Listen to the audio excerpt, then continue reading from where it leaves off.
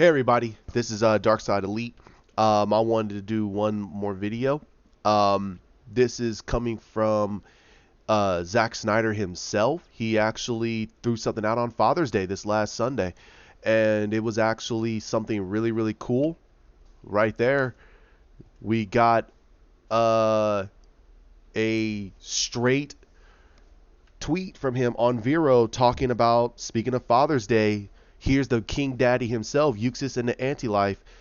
And this is supposed to be what was in Justice League in the history lesson. Now a lot of people are wondering where the heck this was at, and a lot of people and a lot of journalists, especially John Aaron and Ben Everts, he said that they said that this part was actually at the very beginning. We were supposed to get the big fight between the Atlanteans, the Amazonians, the humans, and the other the other people in the galaxy coming together to fight against Darkseid, not Darkseid, but Uxas and the anti-life equation himself. So, how do I feel about this? I think it was actually pretty interesting. So you're saying that he already has the anti-life equation. That we don't know what that story entailed. We don't know if he already has it and that's what's part of his powers. Some people are going to be saying that, oh, that's stupid. He should be looking for it. And, they can say whatever they want, but from a story standpoint, it makes sense. It makes sense why Darkseid took over the Earth so fast and so easily. He has an abundance army, and on top of that, he has the anti-life equation itself to convert anybody over to his to convert people over to his side. Now, we know that Steppenwolf and probably even Uxas himself, they probably have the power to convert people over to become parademons, and that would be cool. But what's been going on lately is that it hasn't been really talked about, and I think that it should, because we got robbed of this. Now, people are saying, okay, is he Darkseid or is he Uxas? And what Zack Snyder said is he's Uxas. This is him 5,000 years ago, and this is him before he becomes Darkseid. So we don't know how he was going to build that up. We don't know if he says that he defeated his father. We don't know if he sealed his father away to gain his power. We don't know anything about that. And I think that Zack would have given enough clues in the movie to give us enough understanding that of what Darkseid was able to do. With now we know that we got a hint. I'm not saying no. We got a hint that he's saying that the movie, his cut of the movie, the one that he wanted to create, is 3 hours and 34 minutes. So that's, in my personal opinion, that's more than enough to tell a good amount of story about Darkseid, to give us an understanding of how powerful Darkseid is and why Darkseid is as powerful as he is supposed to be. We don't know if the original cut of Justice League, when it was supposed to be 3 movies, or 2 movies, how long that one was supposed to be. We know that a few people that's close to Snyder said that he filmed enough to make 2 movies, and that came out of Ray Fisher himself.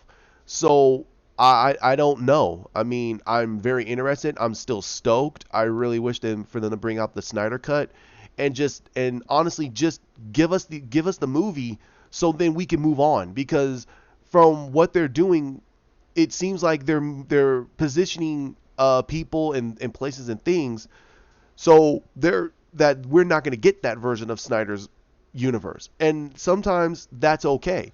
Now, Snyder said that he was never going to do a universe. He wanted to do a 5-movie deal. He wanted to do 5 movies and tell his story and move on. And that makes sense for him. He didn't want to do like this whole grand story talking about the Justice League and Superman. He just wanted to do a 5-portion movie that builds Superman up from the ground floor and has him go against quite possibly his greatest adversary, and the adversary not just for Superman but for the universe itself. So I think that it would have probably been phenomenal, and we got a little robbed of that. Now, Uh, I hope that soon that we get a little bit more news. We know that DC pulled out for San Diego Comic-Con, which is making people feel very discouraged. Me personally, I am a little discouraged, but I feel that they really don't want to present things that they don't have concrete for. And I think that that's what they're trying to do. They're trying to have something concrete and announce it to the presses. So, and San Diego Comic Con is such a huge event, and people are saying, well, we got nothing from DC or Marvel. Marvel doesn't need to be at Comic Cons anymore. They can do it at D23. They could do it everything at D23 and put it all under the House of Mouse, and everyone can go there and watch it. Um, so we just have to see what's going to happen. I just want to make a quick video just talking about this awesome reveal of Uxas, aka Darkseid, quite possibly to me one of my favorite DC villains. And yes, he is ahead of the Joker. I think that Darkseid can easily be one of the best villains to do an overarching story with, and have it constructed that Darkseid is always there, but he's lingering and he's waiting, and he's going to strike against Superman and the Justice League and kill them, so he could take over Earth and have that as a staple point. And while you're building up the story of Darkseid, you have all these other movies building up the other villains like Atrocitus or Sinestro or Joker or the Legion of Doom or Deathstroke. You know, all these other villains, Cersei, Lex Luthor. You got all these villains within their personal universes. Like you got Black Manta, my God, Eobard Thawne, the Reverse Flash. You got all these villains there, and you can still do those villain movies, but you can still have in the shadow that Darkseid is planning, and they have to be prepared for it. You can have Batman dealing with all this stuff that's going on in Gotham, but the number one thing he's always thinking about is, when the heck is Darkseid coming? When is he coming? Is he gonna come? Is he gonna go straight to Earth? What is he doing? And the longer he doesn't arrive, the more detrimental he will be when he does arrive, and it will be very, very, very destructive, because he will have a much more powerful army, and he can easily take over the Earth by just doing a war of attrition, because no matter what, the parademons can take down the Justice League. They can take them down quick, and Superman could be the last one standing, and how they wrote Henry Cavill's Superman, they can easily show that he's in despair. He just watched all of his friends, his closest friends, get completely wiped out and killed in front of him, and there was nothing he could do about it.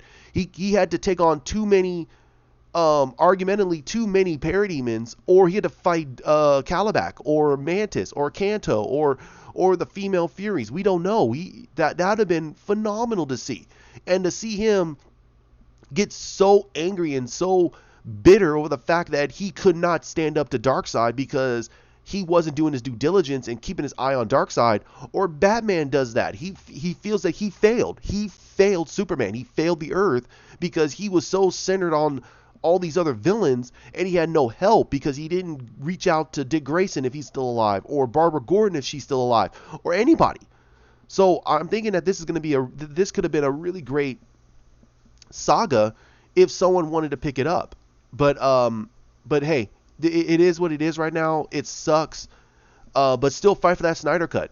Keep fighting for it, because we're missing this. We're missing Uxas taking on Ares, and people say that, oh yeah, Ares is able to take him on. Well, it's Uxas. He's not Darkseid. He's not as powerful as he's supposed to be. We don't know yet. We don't know what's going on. We're getting bits and pieces. So I cannot wait. I want to see more. Hope to talk to you guys later. Like, comment, subscribe down there. Let's talk about this. This is awesome. Bye.